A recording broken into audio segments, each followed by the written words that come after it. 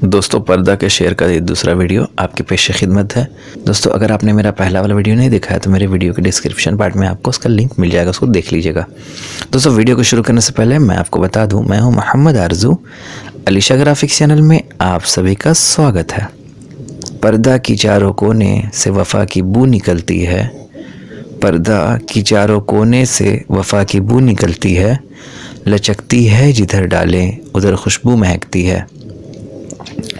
پردہ کا پھول کھل کر گلزار بن گیا، پردہ کا پھول کھل کر گلزار بن گیا، جس کی نظر پڑی وہ خریدار بن گیا۔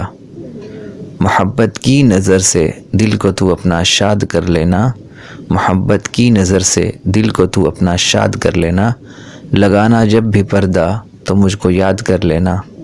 پردہ کے چار کونے پہ جلوہ ہے یار کا، پردہ کے چار کونے پہ جلوہ ہے یار کا، پردہ لگا ہے گیٹ پر دلہن کے پیار کا۔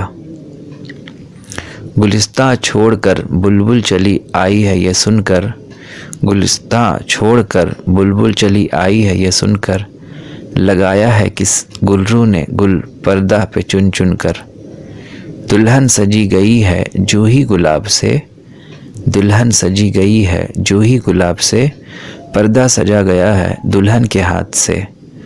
دوستو ویڈیو کیسا لگا آپ کو؟ اگر ویڈیو اچھا لگا ہے تو لائک کیجئے، شیئر کیجئے اور چینل کو سبسکرائب کر کے ساتھ ہی بیل آئیکن کو دبانا نہ بھولیں۔